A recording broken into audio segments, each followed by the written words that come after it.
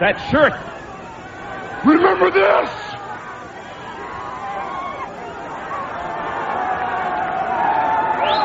My Lord! What is this? Jimmy! I know this shirt. This is Andre's. I am the greatest giant to ever walk the face of the earth.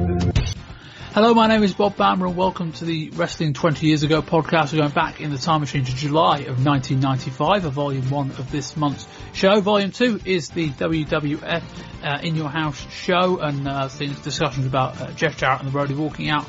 Volume 3 is ECW. We haven't taped it yet, and these two shows will be online before we in theory tape it, although we should be taping it tomorrow. So if you're in like the 1% of people that will listen to the show within the first 24 hours of us putting it online, yes, basically the ECW show may not be there, but for the rest of you it probably will be. Let's do it. But we are on WCW for this month. Introducing first Chris White. Chris, hello. Hi Bob, how you doing? I'm good. And Wayne Lythgoe. Well, hello there, Bob. Wayne kicks off with the news. Kevin Sullivan replaced Ric Flair as head booker of WCW. The end of months of power struggles between the Flair and the Hogan camp over booking of major WCW storylines. The tipping point came at the request of Eric Bischoff, who wanted the head booker to work a 40-hour week in Atlanta, which Flair was unwilling to do. That being said, Flair will remain as an on-air character in WCW, and his contract appears to be unchanged. WCW held their Bash at the Beach pay-per-view on July the 16th, literally on the beach in Florida, the sunshine being the only noteworthy event of a very dull show. Hulk Hogan retained his title against Vader, ending a month-long feud by escaping the cage. Zodiac and Taskmaster of the Dungeon of Doom attempted to interfere, but they were fought off by Dennis Rodman. Elsewhere on the card, Randy Savage defeated Ric Flair, and in the pre-game show, Paul Wight came out and threw a shirt at Hulk Hogan, who identified as belonging to Andre the Giant.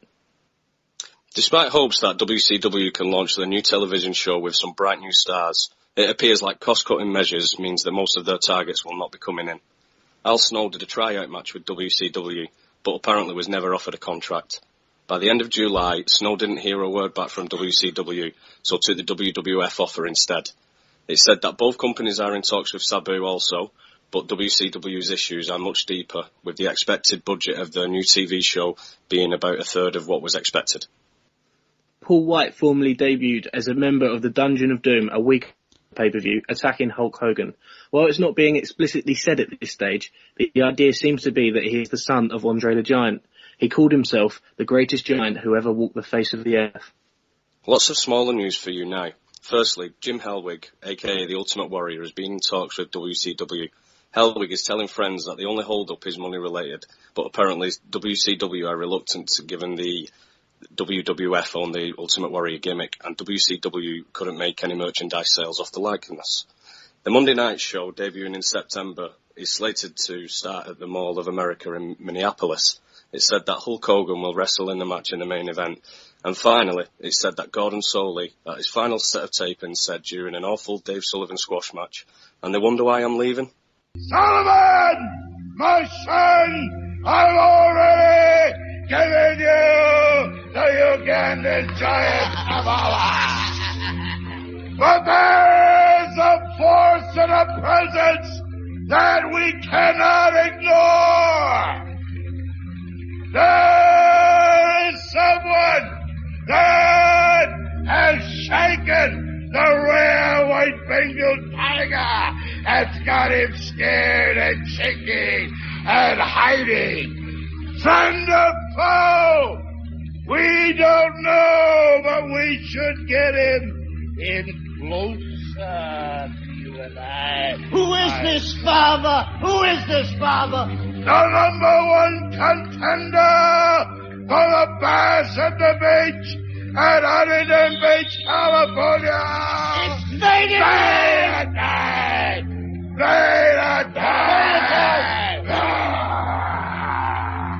Who called Vader? Who dare speak the name Vader? We do, Vader! What reason have I been brought to this dungeon of doom? Vader, let's see what power you really do possess. The Master and myself are sending you on a roadkill tour that will take you all the way to Bash at the Beach, right to the feet of the immortal Hulk Hogan.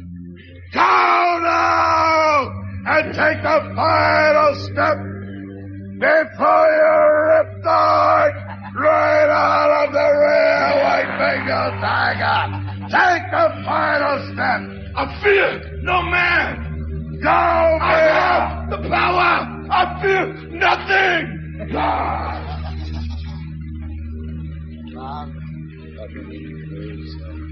Now at the Bash at the Beach, we'll see how great his power is, because he'll have to do it alone.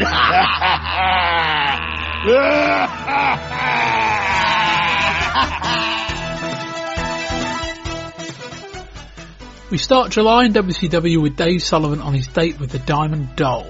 Dave takes the doll to watch The Lion King before Dave gets awkward at a posh restaurant. They get delivered a starter with a message that implies they're eating a rabbit stew. Dave rushes back to his car to check on his rabbit Ralph, who is okay, but then gets attacked by DDP and Max Muscle.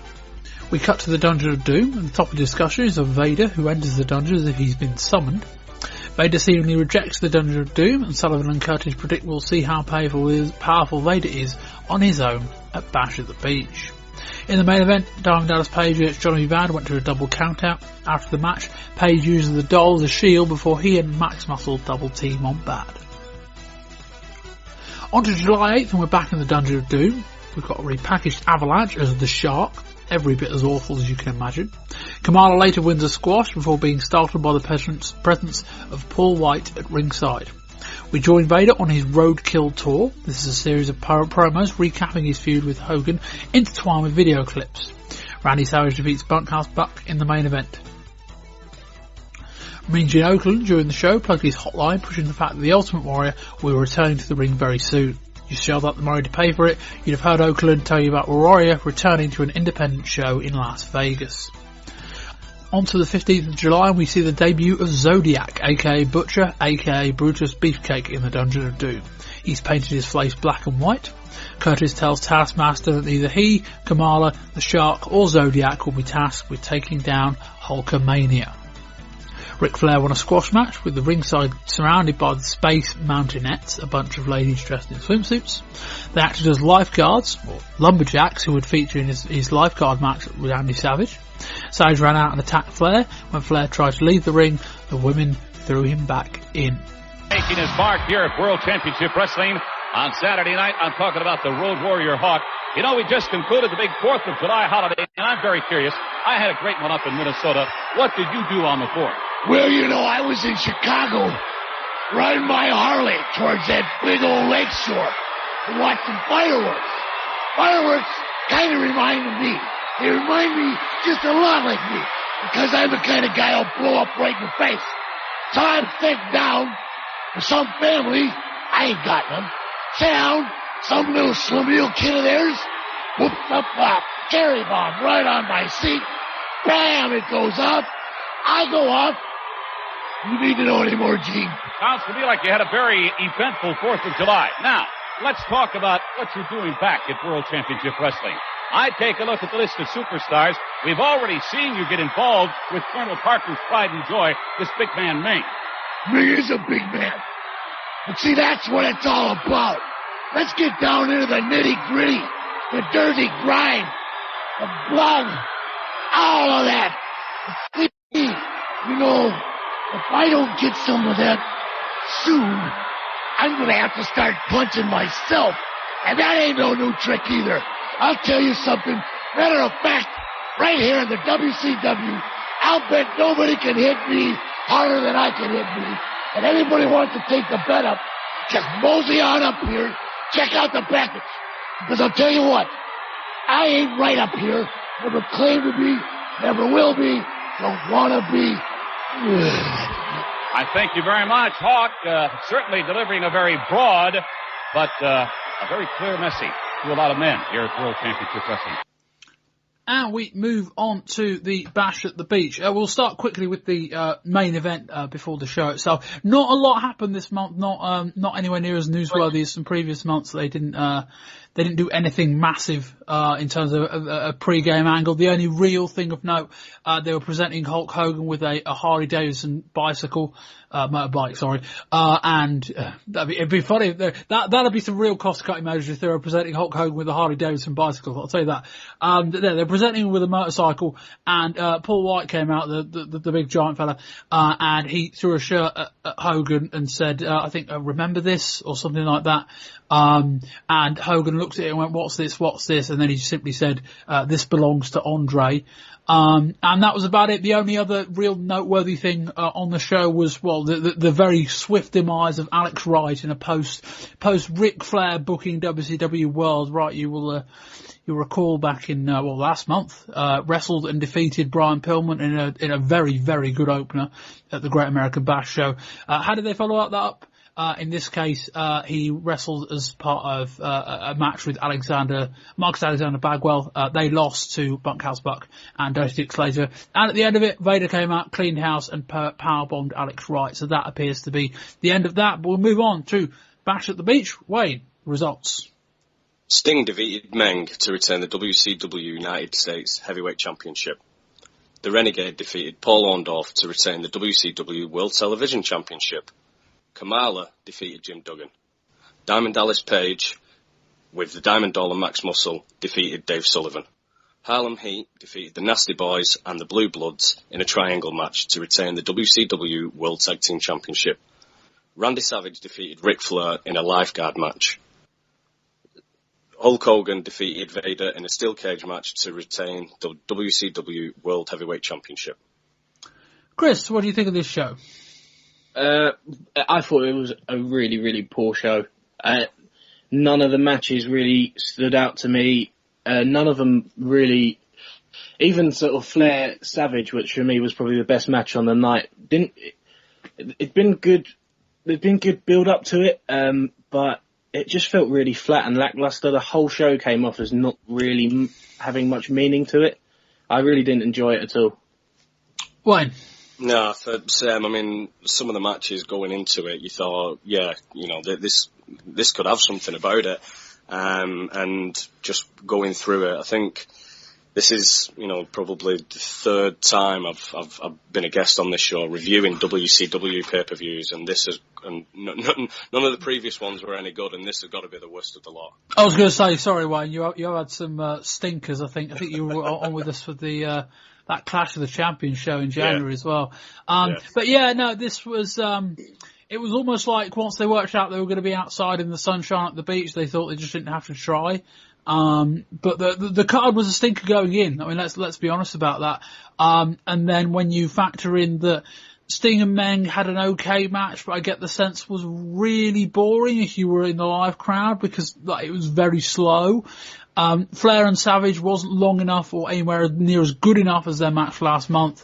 The main event wasn't anything special, and the rest of the matches were, with the exception of the triangle match, which has a lot of talent in it, but has a lot of issues with how they booked it in terms of the triangle match concept. All the other matches were just filled with guys. I could have told you that this was going to be a stinker unless it was going to be propped up by one of two or three matches. And it simply wasn't. But we will come to each match in turn. We start the show with a main preview video and an interview with Sting. Sting says his mum and dad are in the front row, which is basically a good read that he isn't going to lose tonight. The show is outside in front of perfect blue skies. Michael Buffer is on hand to give this match a big fight feel to it. And we start with the United States heavyweight title match. It's Sting versus Meng with Colonel Robert Parker. After a cautious opening, the pair exchange blows. Meng hits Sting with a pair of shoulder blocks in the corner. He then chokes him. The match continues at a methodical pace with Meng in control. Meng hits a body slam, then goes for a splash from the second rope, but Sting moves. Sting attempts the Scorpion Deathlock and asks the fans to help him along. He gets Meng over, but Colonel Robert Parker gets on the apron for the distraction. Meng hits a brainbuster, then a trio of backbreakers. Sting barely kicks out. Meng goes for a sunset flip, but Sting stands up in it and drops a leg on Meng's face. Sting hits a belly-to-back suplex, and he slowly gets some control. He follows that with multiple clotheslines and a back body drop. Sting jumps on Meng's shoulders. Meng sets for a powerbomb, but Sting rolls through for an impressive Hurricane Rana. Sting goes for a running splash in the corner, but Meng gets both feet up and Sting crashes hard. The crowd pop for that. Meng hits a second rope splash, but Sting barely kicks out. Meng goes for a big kick, but Sting ducks into a roll-up and grabs a 3 count for the win. Meng pops straight back up after the end of the match and attacks Sting. Road Warrior Hawk then comes out to protect Sting. Wayne, what do you think? Like I said, going into this one, I was quite excited about this match. Thought, it's never really seen these two match up before, and I just coming out of it, I just thought it was very messy. I don't think they've got good chemistry at all. It was quite a few botches with some of the moves, and yeah, I think you was spot on with what you were saying. If I was in the live crowd, probably would have turned away and turned around and walked away. I just didn't really have anything about it at all. Chris? Yeah, it was a very, very slow match. It was really unengaging. It felt really cautious. A monster like Meng shouldn't really rely on so many rest holds and abdominal stretches, and that carried a large portion of the early going.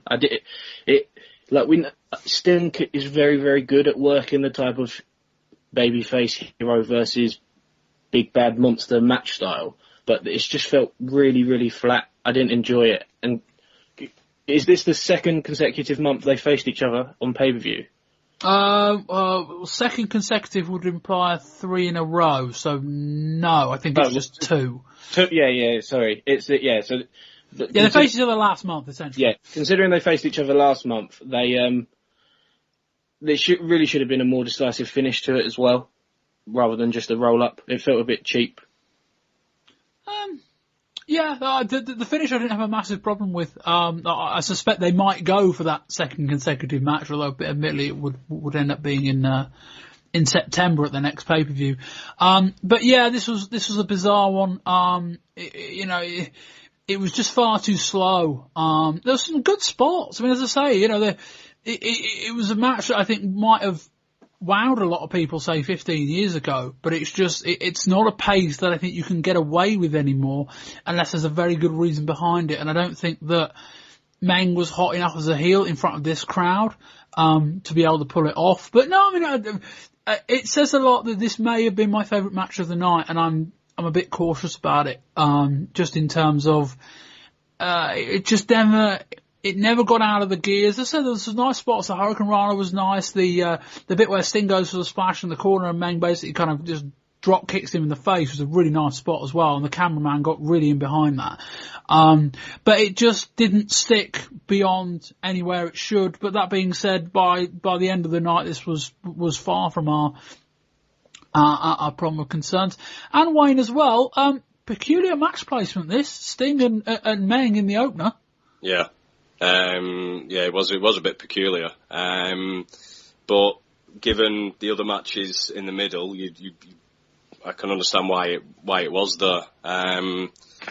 It was just weird having Michael Buffer at the announcing at the start as well, when just normally seeing him in the main event part. Yeah, well, I guess the thought process behind that was he was there to announce the United States Heavyweight title match. But no, it didn't work. And it is just a little bit of a shame that WCW didn't have a very successful opening match on last month's pay-per-view that they had absolutely no way of putting on this month's show. It's just a real shame there isn't a great Brian Pillman, Alex Wright match that we couldn't have possibly rematched on this show, but whatever. And then Road Warrior Hawk comes out, and I don't think we saw him after that. But anyway, we move on to the television title match. It's the Renegade with Jimmy Hart versus Paul Orndorf. The match starts at a pace. Renegade, if nothing else, is capable of running quickly. He sends Orndorf to the outside into the sand. There are audible, wonderful chants. Orndorf ends up grabbing a handful of sand and chucks it into the Renegade's eyes. Somehow the implication was that referee Randy Anderson couldn't have seen it, which is preposterous given that he was stood right next to both of them. Renegade hits a back body drop followed by 2 incredibly sloppy drop kicks. They were kind of like bicycle kicks almost. Renegade hits a belly to back suplex, and that's enough for the win apparently. Orndorf does lift his arm, but that probably doesn't get his shoulder up in time. The fans aren't happy either. Orndorf attacks the Renegade and hits a pile driver, much to the crowd's delight. Renegade pops straight back up, drops to the top rope, and takes him out. Chris? this was really, really terrible. It was only probably 5 minutes long, and it was 5 minutes too long. Any amount of time that Renegade is wrestling is too much. He is terrible. And, I mean, in 1995, to have the crowd so pro Orndorf, is like, that's pretty, it speaks for itself. It was really bad. Yeah, I think it was Dave Meltzer that said that WCW officials were kind of unhappy that this was kind of a pro-heel crowd. I don't get the feeling this was a pro-heel crowd. I think this was just a really anti-Renegade crowd and a couple of others, but they were just, they were anti kind of a lot of the Hogan names, or a lot of the guys they perceive to be in positions that they perhaps don't like.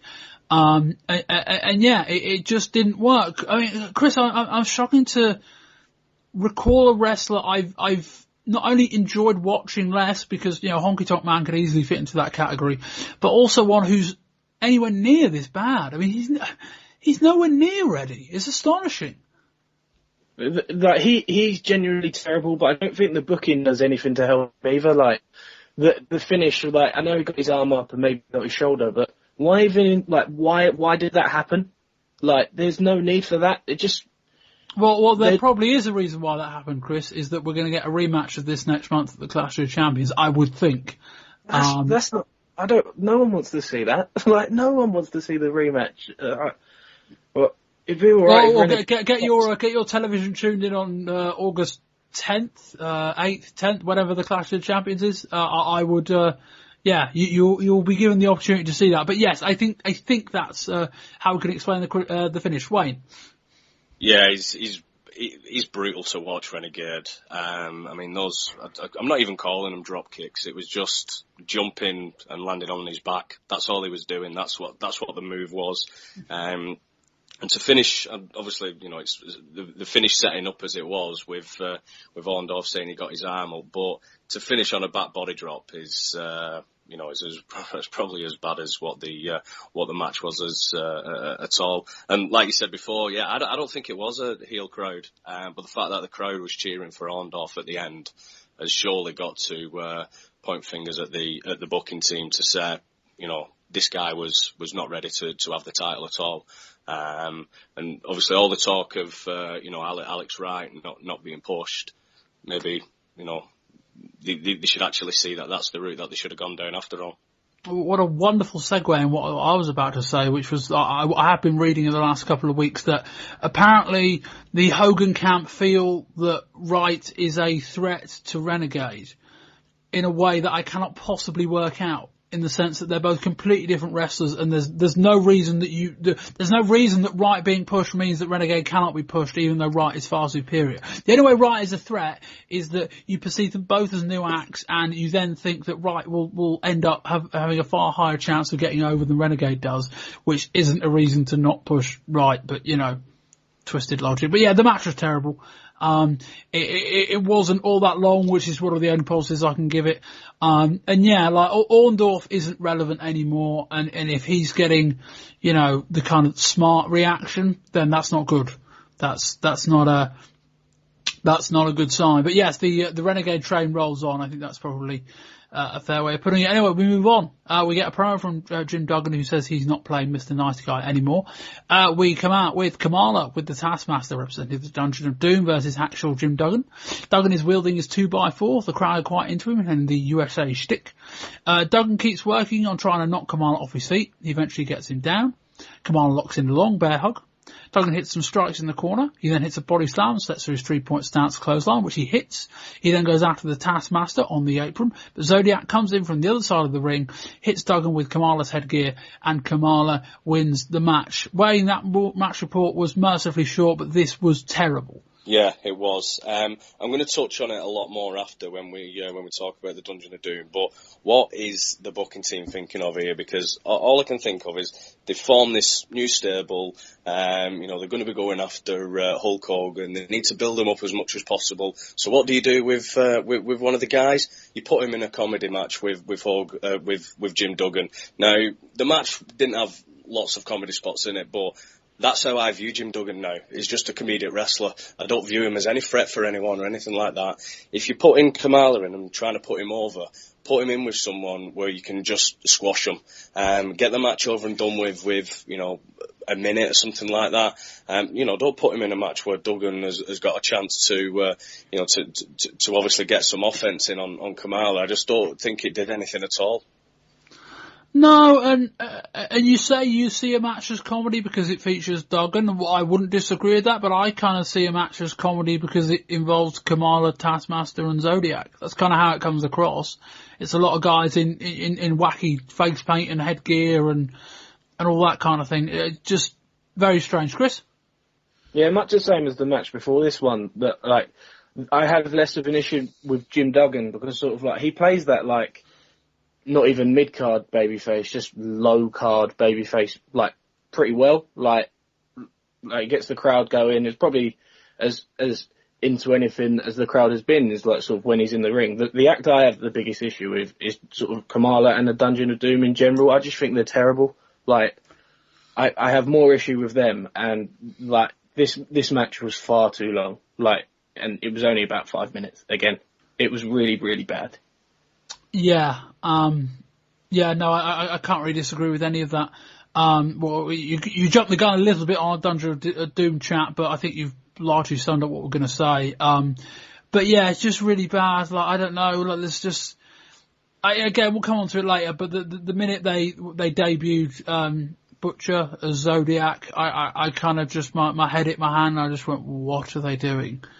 But we'll come on to that later. But yeah, the match was just garbage, really. It wasn't as bad as the match before, but it was probably genuinely more of a waste of time because at least I can watch a Renegade match and admire how awful he is.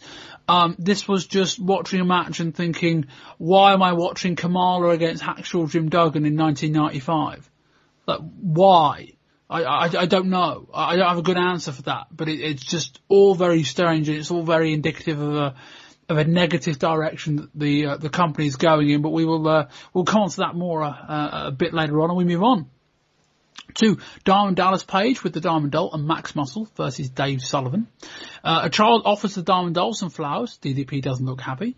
Dave storms out and rams the flowers into DDP's face. Dave keeps up the pace and the intensity, hitting multiple suplexes. He goes over towards the Toll, but the distraction gives Dallas a way back in. The crowd seem to be amusing themselves at this point. Dave sets up for his inverted bear hug, but Max Muscle gets on the apron. Dave gets distracted, and Page hits the Diamond Cutter for the 3 count. Chris? This, again, much the same as the last 2 matches. It was just really, really rubbish. And Diamond Dallas Page is good. I like him, but I don't know why he's working with Dave Sullivan. And I'm hard-pressed to think of a pay-per-view with 3 matches in a row as bad as these 3. Go back and watch Slamboree. Okay, well. Yeah, that was, that was the one that ended, that was the, it was only May, I'm trying to think what it was now. The third one was the match in black and white, between. Oh, yeah. No, yeah, I was, yeah. Were you on that show? Yeah, I think I was. The black and white match, I was on that. Yeah, I do remember. That was, yeah. This is close. This is real close. Yeah, this is as bad as it gets, really. I mean, what Dave Sullivan was introduced as being accompanied by Ralph the Rabbit. Yes. That went way over my head. There was nothing there. Well, I had to fill in the story on that, in that Dave has been recently carrying a pet rabbit to the ring, which was a gift from the Diamond Doll a couple of months back when Dave got attacked by somebody. Dave got attacked in a post-match angle that wasn't really anything to do with him, but he was a good guy. I think Flair, that's right, Flair attacked him when Flair came back. And so Dave kind of went to hospital. Doll went to visit him, gave him the pet rabbit. So that's the reason he's got Ralph the Rabbit. I can't believe I've remembered that and I've had to explain it. But that is the backstory. That is it. And that's a lot of the story of this match is his interaction with Diamond Doll, and a lot of that is based around a pet rabbit. It's just really terrible, really bad. Yeah. Wayne? Yeah, to pay homage to Gordon Soley, and you wonder why I'm hating on this pay-per-view all that much. It was. I thought you were going to say you wonder why this is my last appearance on the podcast. And, I don't think I can blame you if you said it. Yeah. The only note I've got down for this match, well, two really. One is boring, and the other one was the bell rang and Dave Sullivan used the flowers to attack DDP. That should have been match over. DQ. Foreign object being used. So that's when it should have ended. That would have been far better than what we got. Of course. But if we'd have had that finish, we would have got this match next month. And I think given the nature of the finish, I think we might be spared getting this one next month. I hope I'm right. But yeah, this was just 3 for 3, or 3 in a row rather. The opening match wasn't anywhere near as bad as the next 3. But just a poor match. As I put at one point, the crowd just seemed to be just amusing themselves at that point. I think the impression you got throughout the show was that this wasn't particularly a crowd that was especially clued in to like the smaller parts of the storylines, or in fact even the bigger parts of the storylines. So I think rather than seeing Diamond Dallas Page versus Dave Sullivan as a culmination of something that probably started in February, they're seeing I don't know this guy versus I don't know that guy in a match that wasn't very good, with a lot of stuff going on, storyline-wise around it that wasn't particularly interesting. And I think that's why that suffered from that point of view as well. But yeah, a third bad match in a row.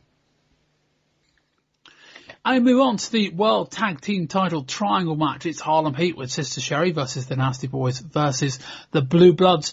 Triangle match essentially is basically 3 teams round the outside of the ring and 2 of those members of 2 of the teams in the ring at the same time. So essentially there's 2 men in the ring and 4 on the outside. You can tag in anyone, you can tag yourself out, etc., etc. And as a sidebar, Lord Eaton, is being billed as being from Stoke-on-Trent, which I thought was quite funny. Anyway, we have a long delay for a coin toss. To fill in this match report, essentially this match report could have been about 5 minutes long, given the amount of really small things that happened, but I'm reading my notes verbatim, and I did try and leave a lot out. The match breaks down from the start with all 3 teams getting involved. Regal does his usually excellent sell job of the pit stop. We eventually get to Knobs against Booker T until Regal tags himself in. Eaton gets bundled to the outside and gets laid out by Sherry. Ray and Eaton are the legal men. The Nasty Boys team on Stevie Ray in the corner. Booker T goes for a kick in Knobs while he's in the corner. Knobs hits him so hard that he falls to the outside. Regal then unloads on Booker T. He then tags in Sags, who starts attacking the Blue Bloods. Plenty of brawling and lots of regular tags from all 3 teams. Regal goes for a sunset flip, but Knobs sits out on it. That looked very painful for Regal. Sags back body drops Booker T onto Regal. Sags then sits on top of both of them, and the referee completes the count, but the Heat were judged to have won the match as Sags was sat on Booker T, who was deemed to be covering Regal. Wayne, I will give them this. As confusing and as cop-out a finish as it was, that's not something I would have been able to come up with. No, it was, it was very confusing. But I thought when Booker T was on top of him, and it was a bit stop-start with the Nasty Boys, and then Sags made the pin. All what was going through my mind is Booker T's going to get the win here. So yeah, it was out of the blue of the finish, and some of us might never have come up with it. I just think it ruined it a little bit for me.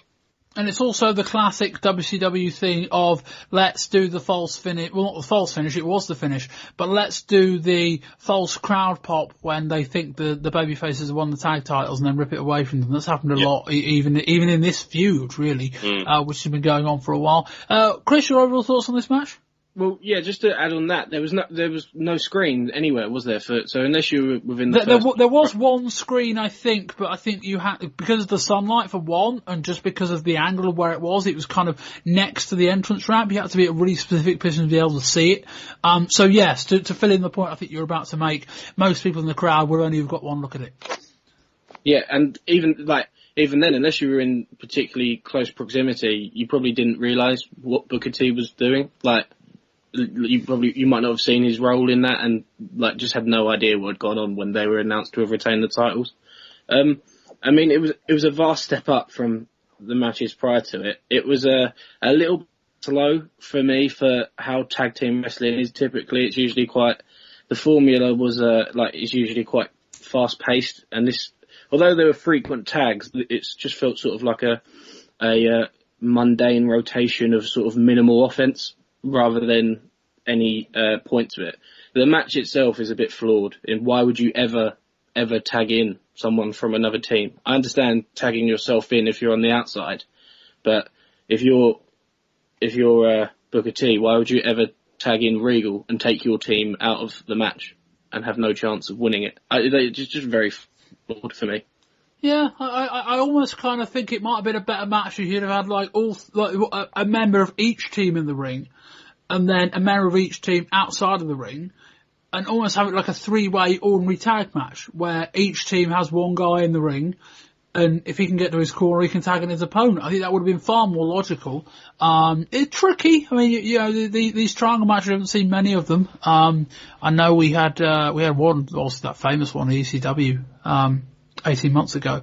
But yeah, no, nothing that, but yeah, Wayne, is it fair to say this match was it was a bit kind of numbing watching it, just with so many small things going on, nothing really stuck?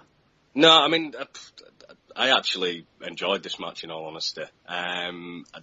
First of all, I like the commentary team, how there was actually questioning the same thoughts as what I had as why, and what Chris just said on why would you tag another team, another team member in instead of your own. But to play devil advocate with that, the only thing I can think of is you tag somebody else in, you let them beat each other up. When a pin goes in, you go and break it up. You let them beat them up a bit more, and then you do the blind tag and get yourself in the match. I'd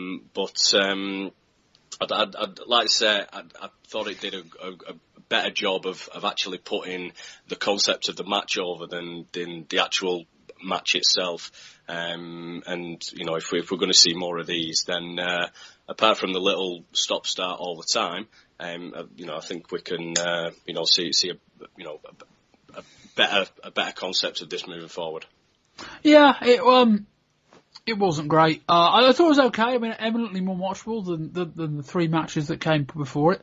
But yeah, it was just kind of, it almost went, like, it went on quite a long time and not a lot happened. And I think that's probably, sorry. Go on, Karen. Go on. I was just going to say, just to cut it out, I think that's probably why I did actually enjoy the match when the previous three before it were just mind-numbingly boring and dull. Yeah. But I think you're right, but I think it would be putting probably a too big an amount of praise on a match just because it wasn't quite as bad as what came before it. That's not to say it wasn't enjoyable, it just wasn't particularly good. As for the finish, yeah, it's WCW. I've come to expect it. I mean, as I say, we've had we've had the false title change with the Nasty Boys against Harlem Heat a few months back, so it's not they've not got precedent for it. But yeah, it was fine. It was just one of those things where they clearly rate these three teams, fair enough. And the idea of having, kind of all three teams in the same match at the same time, okay. I would want to retool it though and work out a better way of doing it. I don't know whether my idea of having three guys in the ring at the same time is necessarily any better, but I think it takes out some of the logical issues and it probably makes it fractionally easier to follow. But yeah, long story short, not as bad, not anywhere near as bad as the stuff that came before it, but I don't think it was as good as it could have been. Let's say that. We move on. Ric Flair cuts a promo. Bobby Heenan stands on his chair in his commentary position to get a better view of the female lifeguards coming out. And we move on to the lifeguard match. And despite what happened on Saturday night prior, the lifeguards were actually WCW wrestlers and not just attractive female women, which would have been a different vibe. It's Ric Flair against Randy Savage. Savage starts with a 10 punch in the corner, but Flair drops him. Savage gets dumped to the outside, and the Nasty Boys and Harlem Heat nearly go at it. Savage gets dumped to the outside again and collides with the cameraman. He ends up in the stand, at which time Heenan suggests they should just bury him. Flair attempts to suplex Savage into the ring. Savage reverses it, and Flair ends up on the outside. Savage locks in a sleeper, but Flair grabs Savage leg and gets out of it. Flair starts working over the knee. He locks in the figure 4. We cut to Angelo Poffo in the crowd. Savage fights back, but Flair hits a suplex. Savage throws Flair to the outside. Flair goes to make a run for it, but the lifeguards run up the R-wave and get him back. Savage drops the double axe handle from the top. Arn Anderson gets into the ring, but Savage knocks him down. Savage throws Flair over the top rope, but the Nasty Boys catch him. Meanwhile, Anderson runs in the ring and nails Savage with a DDT. Occasionally, the referee doesn't see it, but Savage still kicks out. Savage goes for a backslide, but only gets a 2 count. Savage dumps Flair off the top, then hits an axe handle, then hits the top rope elbow drop, and picks up the victory. The babyface lifeguards get in the ring and celebrate with Savage. Chris? I mean, it was probably the best match so far of the night for me, but I think that says more about the whole card in general. It was fine. Like, it was like a good 6 out of 10 standard, like, followed a formula like most Ric Flair matches do. I liked how it started fast. Savage threw a lot of punches early, and that like piqued my interest, having pretty much every this card been very, very slow up until this point. But it did really drop off in the middle part, and the surprising part, I thought Savage pinning him clean, like that did surprise me. Just like, I don't know why, but I didn't expect it when it happened. And the other point is the over the top rope rule, again, being very stupid. And then Heenan actually picks up on it and says, well, the match should be over. He receives no answer and explanation, and there's just an awkward bit of silence on commentary. Just really stupid. Yeah, I try not to worry myself with the inconsistencies of WCW's application of their rules. But yeah, Wayne. Yeah, I went in with high hopes, but I come out a little underwhelmed, in all honesty. It was fine for what it was. Like Chris says, it was probably above average kind of performance between them. Fast-paced start to the match, and then it was, it was just, your common end.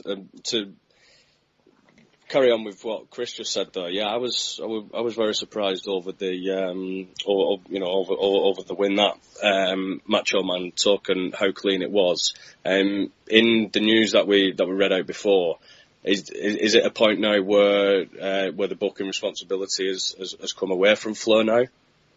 Oh yeah, that happened at the beginning of the month. Yeah, that was right, okay. first week in July. That changed over. Yeah, so I mean that probably could have something to do with it then. I suspect Flair would have lost here even so. You're right, maybe not quite as cleanly, but I didn't see this and think, oh, that was a massive change in direction. I kind of saw it as more of, well, let Savage get the second win, even as a clean one, but with a view that Flair can talk his way back into the third match, probably in September. So, yeah, no, you're right to point that out, but I don't think that was a massive factor in this case. Wayne, any more thoughts? No, that was just pretty much it. Yeah, I mean, it was, having watched their match last month at the Great American Bash and it being, it's a decent case to say it was the best match of 1995. Certainly if you take ECW out of the equation, it becomes a very difficult thing to argue against. This didn't have any of the redeeming features that last month did. And also I think we're on the second match of July. We factor in the In Your House, main event of Diesel and Sid, which was a lumberjack match, also. And yeah, I think we're on a second lumberjack match in the same month where the lumberjacks probably hurt the match rather than helped it by adding a lot of unnecessary moving parts to the match. I don't get the feeling Savage and Flair really needed it. And it's kind of like, I know Flair does, I know Flair did try and run this match, but it wasn't the kind of feud where I thought, because Flair won last month, he didn't particularly try and leg it.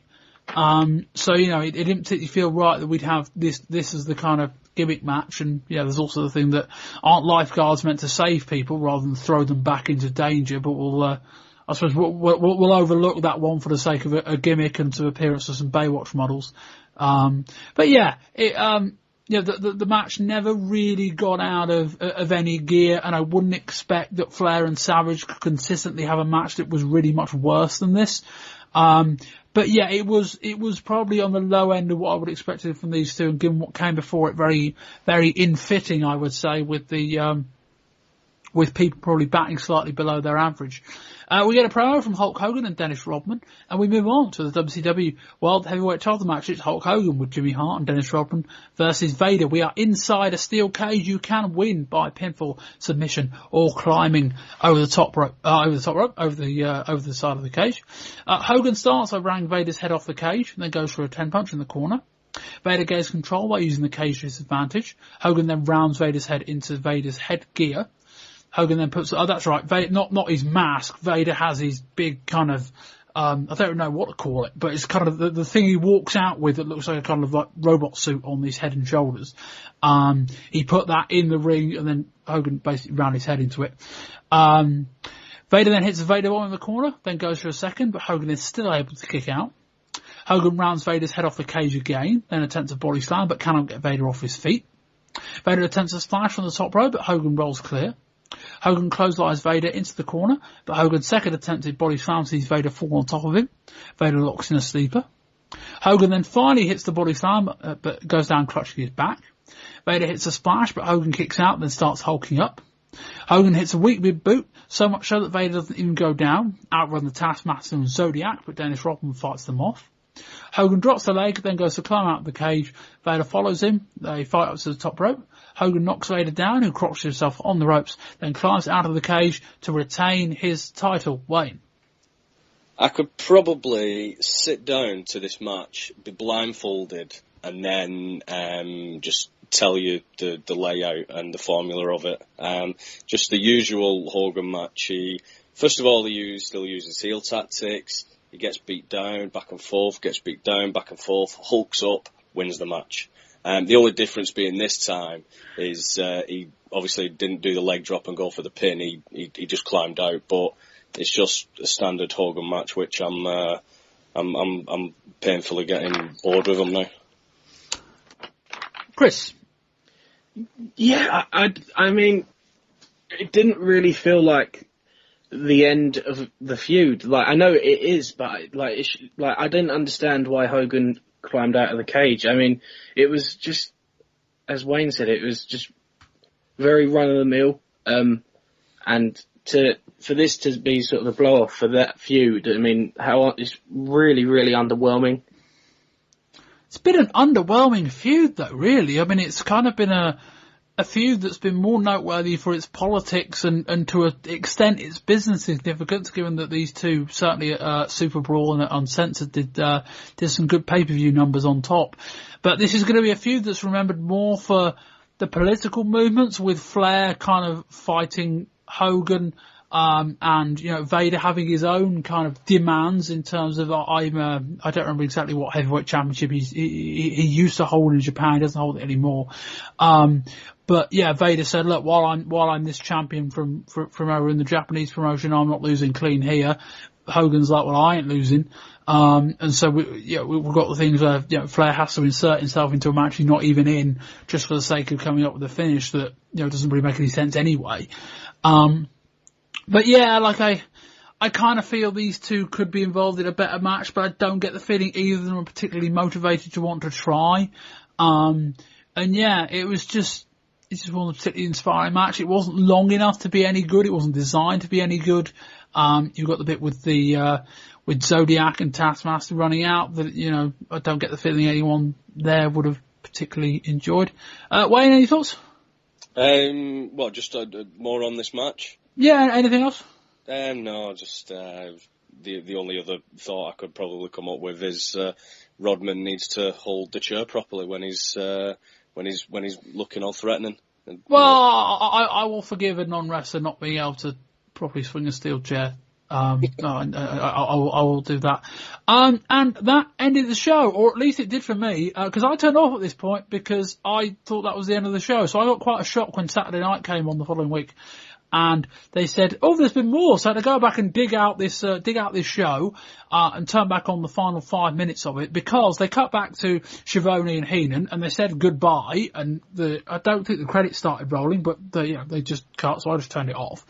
But no, the show hadn't finished. Vader is in the ring, being, just a bit pissed off. Flair runs out in a vest and underpants. Yeah, that is not an exaggeration. Not like ring gear, like genuine underpants.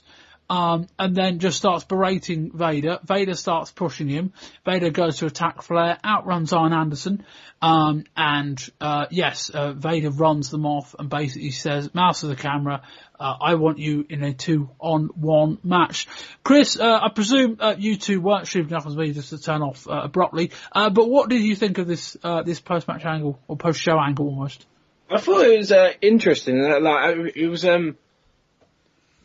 probably one of the only noteworthy things on the show. Like, it's nice to see they're not just they're actually going to try and do something with Vader. Like, he's not just going to sort of fall to obscurity. They actually have a sort of feud in mind for him. But if the feud is turning him face, is that a good thing? Well, I mean, there's not much room left for him at the top of the card as a heel. So even if just to take him away from that Hogan storyline, having worked with Flair for a while, I think that is a good thing. Like, I mean, if he's not going to win this belt, then I'm glad he's doing what he's doing. I don't know. I think it's difficult to book the monster babyface who isn't the number one, because then you end up having to beat him in really odd situations. And I also just think Vader would be a really bad babyface. I may be wrong on that, and I'll happily be proven wrong. Wayne? No, I'm with you on that one, Bob. I was very much interested by it and very intrigued, because it's something different for Flair and for Vader as well. But if they're going down the route of turning him face, then I just don't see any positives out of it, because he'll just be kept down about fourth or fifth on in the pecking order. Babyface side, or overall? Babyface side. Behind Hogan, Sting, Savage, and possibly Renegade. And exactly. Yeah. But they're all behind Renegade, and I think he would be. So that's my thought of it. But one thing I did like about it was when he was doing the promo to the camera, and he just looked so violent when he was talking, and the blood was spitting onto the camera, and I was just really buying into to him delivering the promo in that way.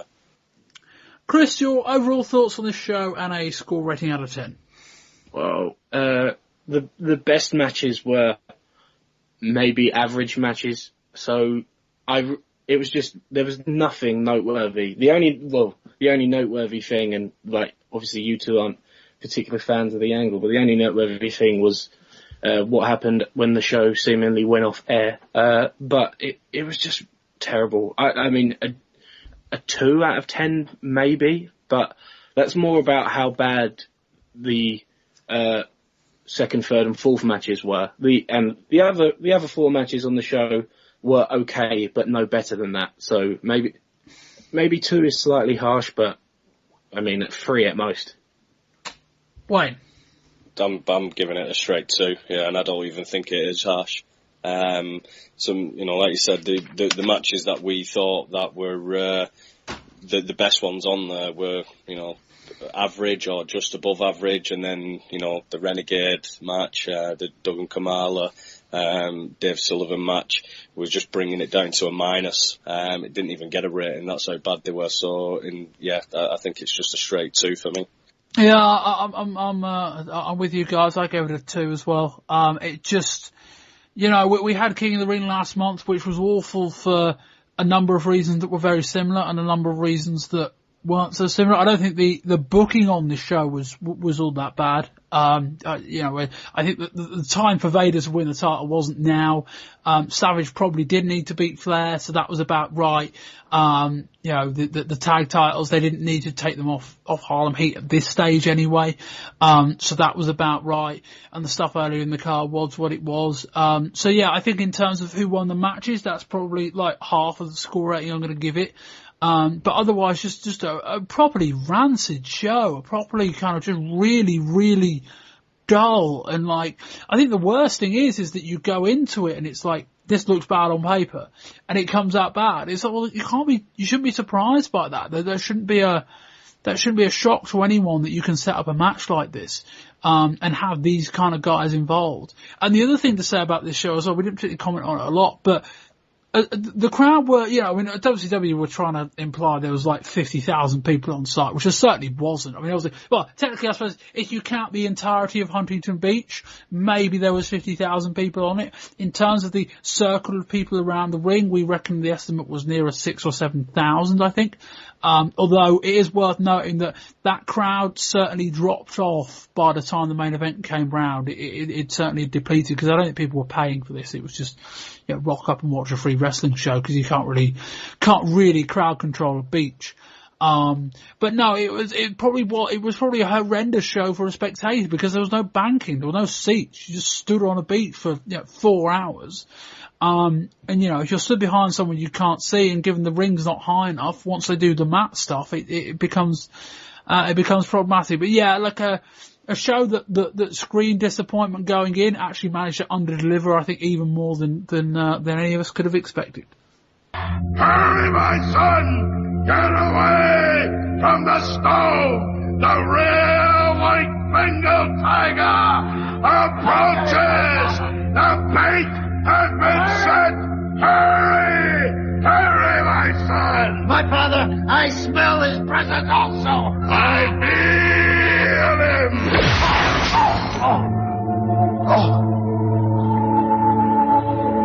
Where am I? There's no Hulkamaniacs here! I've never been here before!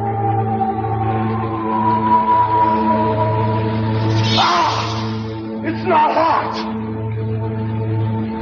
What is this place?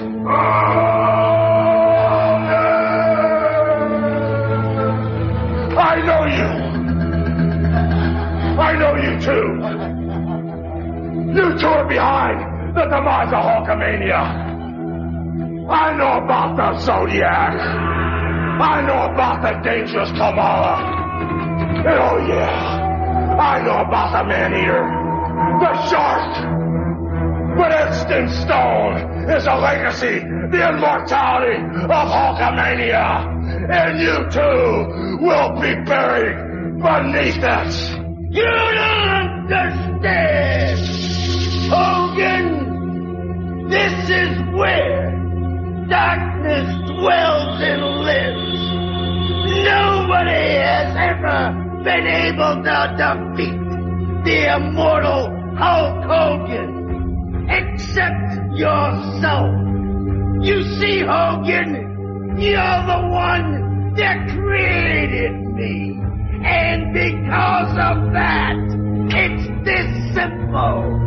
Your demise is etched in stone.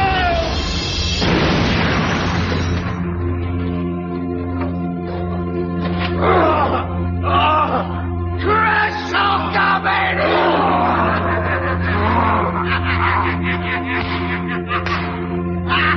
My power is 1,000,000 times greater than the power of Hulkamania.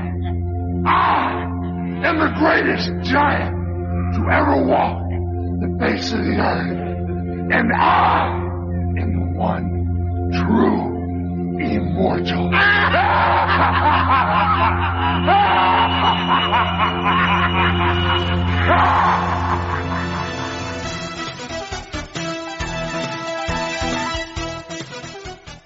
We open the July 22nd show with a clip from the end of Bash at the Beach, with Vader challenging both Flair and Anderson. We see Hulk Hogan enter the Dungeon of Doom. Taskmaster said Hogan's demise was etched in stone before Paul Wight debuted and choked out Hogan, saying he's the greatest giant to ever walk the planet. There's a really nice pull-apart standoff between Ric Flair and Vader. Vader came out to confront Flair, and a bunch of WCW jobbers came out to hold Vader back. Flair, separated by about 5 rows of people, was happy to give Vader a lot of verbals. In the main event, we see the title change where Bunkhouse Buck and Dirty Dick Slater defeat Harlem Heat to win the WCW World Tag Team titles. Robert Parker interfered, striking Stevie Ray with a boot to aid his side in victory. July 29th starts with a long sit-down interview with Hulk Hogan, who is very sombre, talking about Andre the Giant, and he affirms the idea that White is the son of Andre. Hogan says his new legacy will begin when he wrestles on the main event next week, which will see him slowly take on different members of the Dungeon of Doom in the coming weeks, it will seem. Colonel Robert Parker and Meng visit Kurosawa in Japan to ask him to join their stable. Back in America, Parker and Sherry get into a confrontation, and Sherry will team with the Heat against Buck, Slater and Parker at the Clash. If Sherry's team can win, the Heat will get their rematch. In the main event, Flair beats Marcus Alexander Bagwell. Vader came out and attacked him, but Anderson ran out and DDT'd Vader to end the month. The heavyweight champion of the world, Hulk Hogan. I have known Hulk for 15 or 16 years, very, very close with the man. This past week, we received comments from Hulk Hogan in a very special interview. It's a side of Hogan that, quite candidly, ladies and gentlemen, I have never seen before. Very compelling and very emotional. Hulk Hogan. You know, I think about Andre the Giant all the time. I talked to Jimmy for hours about it, man. I miss him a lot. You know, his funeral, I fought for hours to hold back the tears, man. I sat in the row with his best friends and we cried, man. We cried and talked about him all day.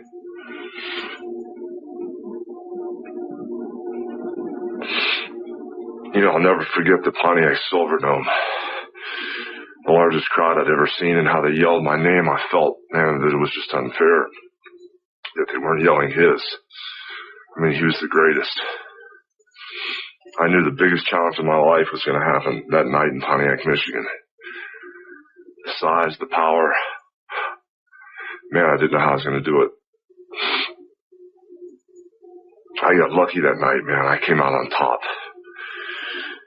It changed my future forever. But the one thing I'll never forget about that night when I went against Andre was when I looked at him, man.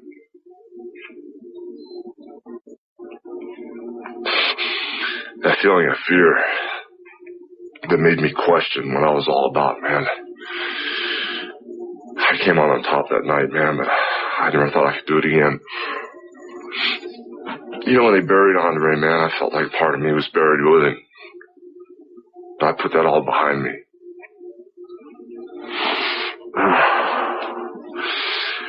You know, I can smell him, man. I can feel him. His presence is everywhere I go. Recently in Huntington Beach, California, you know, I was on a roll, man. I had Vader right where I wanted him. Hulkamania is higher than it's ever been. Being the WCW champion, I felt undefeatable. And then Jimmy warned me about this big man that had been stalking me, you know, about the fact he was everywhere, you know, scaring the heck out of people. And then all of a sudden I felt this aura, this presence. I felt Andre, man, right in my face. And when he threw this shirt at me on a live interview, I knew that I couldn't run or hide or even fool myself anymore. I felt Andre, man. I felt his presence. And as he scared me to death and said, "Remember this," I realized those rumors about Andre's son was around, or that maybe one of Andre's family members was out to get me, became real, brother. And the one thing that chilled me to the bone was that feeling that I thought was buried with Andre. It went through my body from head to toe. And I realized just a few weeks ago that the greatness, the immortality of Hulkamania would be challenged again. And that one more time, I'd feel the power of the giant. And then somewhere in my heart, so I'd have to rise, face that challenge again.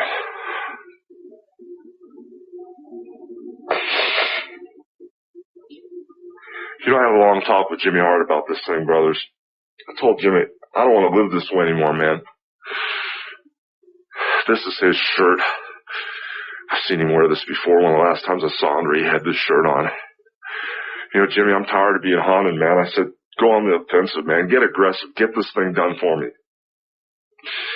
After what happened last week on the Dungeon of Doom, the way Sullivan had this giant stalk me, the way he snuck up on me when his hands were around my throat, I felt Andre the Giant, man.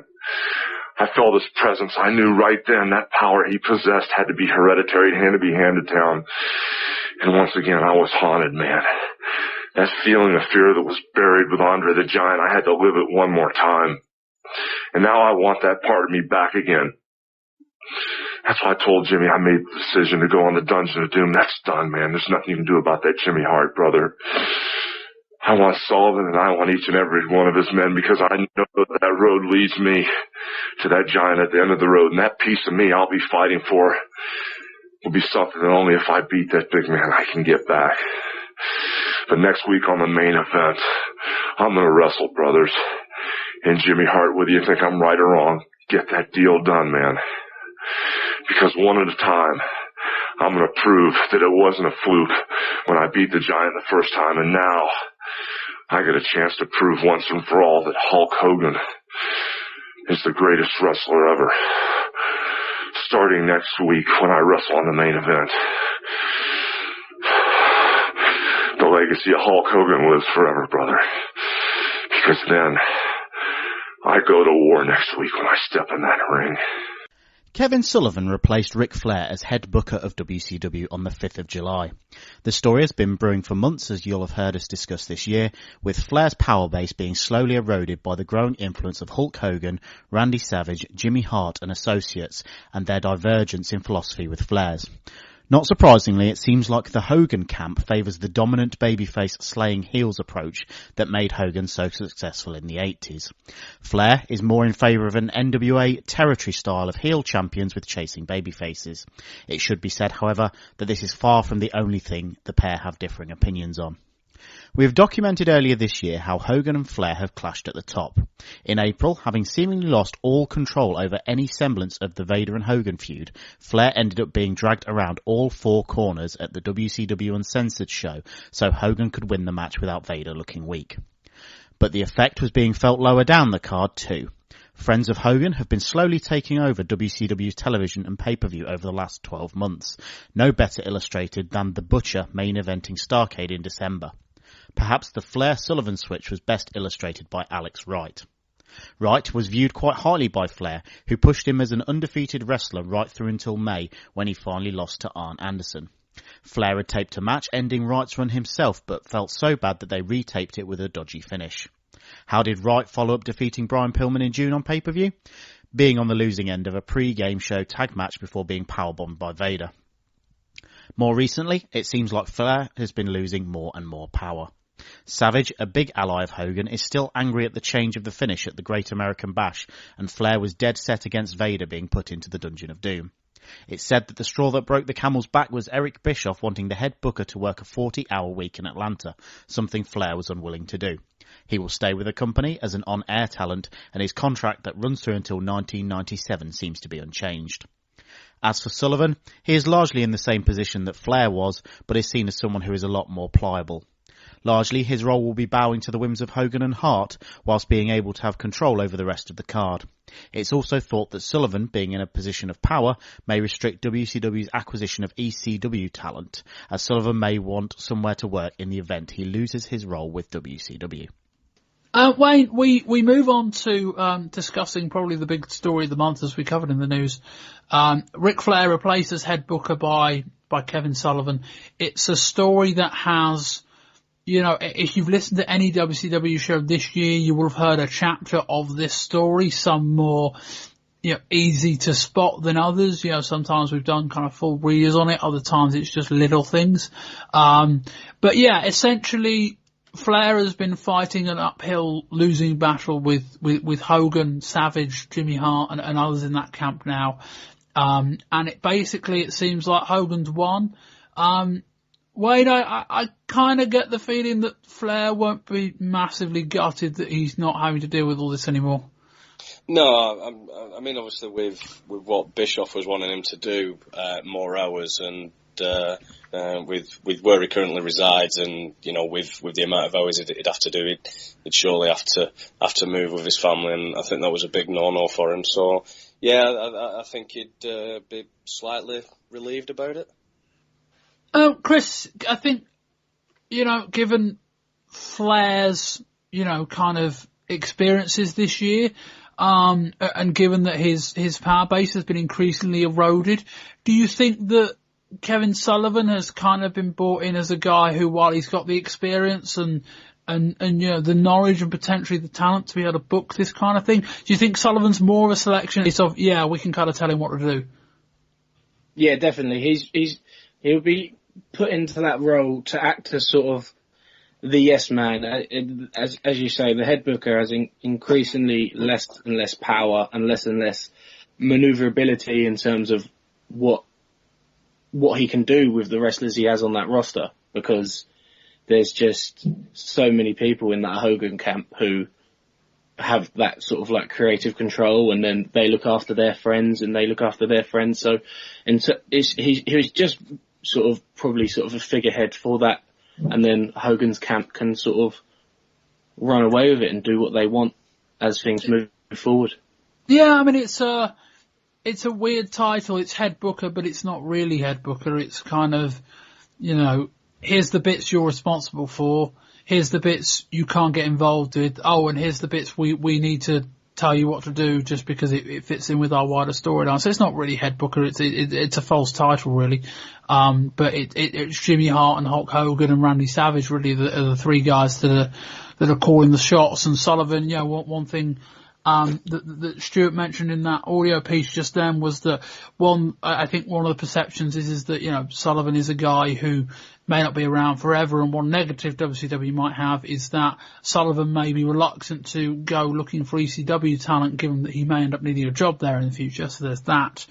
But yeah, it was a story that I would say was almost inevitable. I don't particularly, because I'm not entirely sure they've even actually asked Sullivan to do the 40-hour week in Atlanta anyway. I think it's just more they wanted a reason to get rid of Flair, and so they decided to give him an unreasonable request that they knew he wasn't going to make, and they're like, right, okay, you're not going to do this, we're going to bring in someone else to do the job. But equally, I don't get the feeling, I can't imagine Flair is all that bothered, given all the hassle he had to go through. I referred to it earlier, that match at Uncensored, where Flair wasn't even in the match, ended up getting dragged around all four corners by Hogan, which was very symbolic when you think about it. But also just the fact that it's like, what a hassle, your head booker, and because your two biggest guys cannot get over the fact that they don't want to lose a match or whatever, you've got to come up with an incredibly clunky solution that involves you getting your ass literally dragged around the ring. But yeah, we transition from that quite nicely into the Dungeon of Doom segment, or segments. I think I sent a couple over for you guys to have a look at. Wayne, last month I was speechless. I probably largely still am. But I think this wasn't a joke I had lined up, but I think this segment officially jumped the shark, I think, when John Tenter, aka Earthquake, aka Avalanche, came out and put his right arm out forward, clutched it with his left arm, and just shouted "Shark attack, shark attack, shark attack" over and over again. He's now the Shark, by the way. I think I officially went, wow, this by any standards is something impressive. And that's not even getting onto the fact that the Butcher is in the stable as well. Astonishing. Yeah. Don't forget the backdrop of the Jaws theme tune as well. Well, that's that. Which was just a total rip-off. But yeah, I mean, yeah, you couldn't have said it better with the pun that they completely have now jumped the shark. If they've not learned anything from the Three Faces of Fear, then they just need to just stop bringing ideas to the table, because it's terrible. It's actually worse than Three Faces of Fear. Oh, much worse, much worse. But they clearly haven't learned anything from Three Faces of Fear, given that the Three Faces of Fear are now back together, having had like a breakup feud of about 2 months, and they are now reunited in the Dungeon of Doom, all under different names. It's incredible. Yeah, it's just watching it. It's very unbelievable. You can't imagine that these guys have just changed their the gimmick, the character, and the Zodiac is another one as well. I mean, I've just lost count how many different gimmicks this guy has had in the space of the last few years. It's just one too many. And to buy into a stable like this when you're just comprising the same guys together and trying to sell it as a different aspect is pretty ridiculous. Chris, your thoughts on the Dungeon of Doom? I mean, there's not much more to say than what you've already said. They are just awful, and I agree, much worse than the Three Faces of Fear. It's just the Shark. I thought, like, it's just got to be some sort of like they just. I actually burst out laughing when he debuted. I just like, wow, because I knew he was coming in, and I think I may have read that he was coming in like under this kind of gimmick, but it was just about he looks exactly the same. Like he's tied his hair back. That's it. I think he's wearing the same ring gear. It is terrible. I don't know. Who knows? I mean, it's clearly a significant stable, and the other part of this we're going to come to is that in the TV following the pay-per-view, Hulk Hogan went to visit the Dungeon of Doom. There was quite a funny moment where he kind of lands in the dungeon and then goes, "Where am I?" And it's like, well, Hulk, you'd have been watching any of the last 6 weeks of television, you'd know. And not that it particularly makes sense. But yes, we basically ended this segment with Hogan being attacked by Paul Wight, the guy who's basically playing the son of Andre the Giant. Chris, what do you think of this segment? Because I mean, I was speaking to Stuart Brooks about this, not anything we recorded, just having a chat about it, about Paul Wight coming in. And I kind of said, well, if you wanted to debut him as the new Andre the Giant or the son of Andre the Giant, why didn't you just debut him as the son of Andre the Giant? Why did you need to bundle him in with all this, Chris? I don't understand.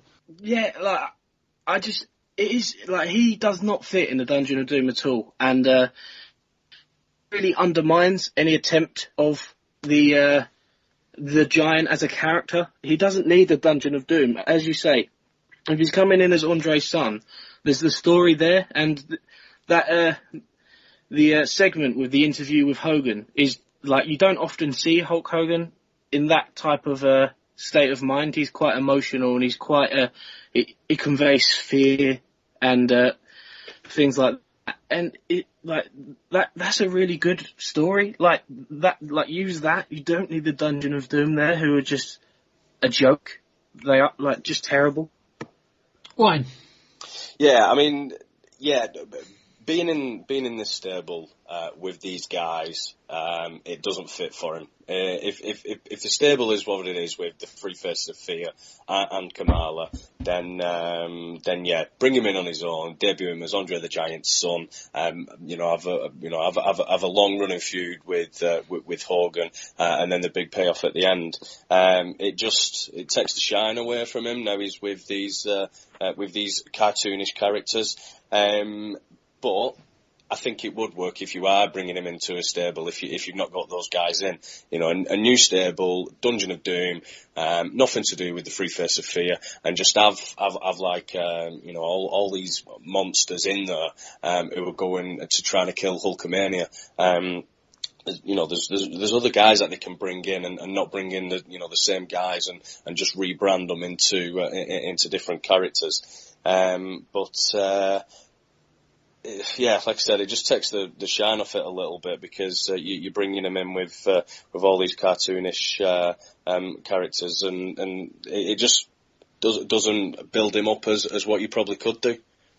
Yeah, I mean, it's just imagine a scenario where Paul Wight hadn't featured in any way, shape, or form on WCW television in the last 4 months. Not that he's featured a lot, but he's been seen every now and then. And imagine that Hogan beats Vader here, Vader walks to the back, and then Hogan celebrating, and then White walks out and just squares up to him. And that's the send-off to the pay-per-view. You could have had the same, like, dire pay-per-view, but with that moment on the end, that would have sent people home, like, shocked and happy, and would have given you a great transition into the kind of the second half of the year. But no, he is guilty by association, I think, and it's going to be tricky to get him over if the audience perceives the rest of the guys as, you know, jokes. Is he a joke by association? Maybe. But no, it will be interesting to see kind of what they do with it, and where they go with it in terms of, you know, he's a sizable guy, and we come back to this Hogan interview, that I think we will have played at some point during the show. I haven't edited it yet, obviously. Chris, you mentioned it, but Wayne, I mean, a very different side of Hogan, and I don't know, I liked it given the way it was delivered, but I didn't love the whole, I don't think WCW need to be in a massive business of reminding people how great Hogan versus Andre was in comparison to what they're doing now. No, there was a totally different side to Hogan, and a side that I've very rarely seen before. But the one standout of it was they put WWF over in it. It was I've been in the largest crowd in the Pontiac Silverdome, the largest crowd I've ever performed in front of, and all I got from that was, you're just saying how big WWF is compared to WCW. No, absolutely true. We segue from this story into, back into 2015, really. The story this week, that broke about, Hulk Hogan being, fired by the WWE pretty much. It's a story we've kind of got to be a little bit careful of what we say, and I'm not, that there are other shows that will do a far better job analysing this in a far better way. But Chris, we're in a very interesting time in the sense that, that for all intents and purposes, and Hogan didn't kill anyone, so, let's be clear about that. But they've essentially, for the short term at least, Chris Benoit Hogan from their website. And Chris, this is a potentially monumental moment.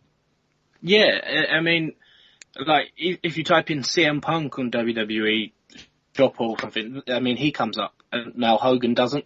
Like, that's like, so he's like, it's crazy, really. Like, it's just sad for all parties. Like, it's hard to really talk about it. Whatever WWE had done, if they hadn't removed him from everything and they'd just sort of fired him, then they'd be criticised for that. But having at least attempting to remove him from things, and then there's people saying, "Oh, are you going a bit too far?" Like, there was nothing WWE could have done as a company that wouldn't have had massive downside for them. I mean, like, it's just sad. I like it. The comments are just awful and pretty shocking. And like, I don't really have any sympathy for Hogan, but it's really hard to know what to make of the whole thing as it develops, really. Yeah, Wayne? Yeah, Sam. I'm quite shocked by the comments of what he's done, and quite taken aback by it. But with and what they should have done is cut ties with him in the sense of, you remove from, if he's on a Legends contract or whatever kind of contract is on with him, we're going to have to, sever ties with you in that sense. But, in regards of, putting him in, obviously I've got to be careful what I said, but putting him in the same banding as Chris Benoit, I just think it shows double standards. It's completely wrong what Hogan's done, I granted, but it's just complete double standards on WWE's part. If you ask me, with you can there's things that you can find via the network which is as bad as what he said. Yeah, I mean, I know I mentioned Benoit at the start of the point, but let's not get, let's not get drawn into that in the sense that it was more a kind of illustration rather. I don't want people to think I'm saying that, they're perceiving him the same way they're perceiving Benoit. I think it was just more a case of it was an illustration of kind of what they've done in terms of, they have stripped him from the website. I don't think many people would sit here and say that WWE have done anything wrong here in terms of this week. Whereas you alluded to, there's plenty of stuff going back in history. Some of it they can't control, but a lot of it they could have done, where, they've been guilty of, similar type of things. And there are certainly wider issues in terms of the WWE's own, pushing of black wrestlers, which, has been, I don't know what the right word is to use, but I will say poor, I think, over the years in terms of the talented guys they've had. But no, I think in terms of what happened this week, given the story that was about to drop, they didn't really have any choice. They, as a marketing and public relations exercise to have Hogan on your books while this storm, we say blows over, not that even if the end is today, it won't blow over for a long, long time, but there are reports that there's more to come. I think that they did the right thing. But Chris, I mean, it's, again, I don't want to keep mentioning Benoit because that's a horrible comparison, but,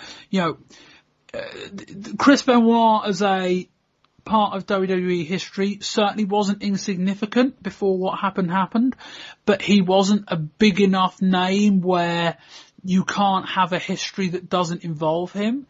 But Chris, it is impossible to have a history of the WWE and not be able to mention Hulk Hogan. That goes back to what we saw at WrestleMania 10 on the podcast a few months ago.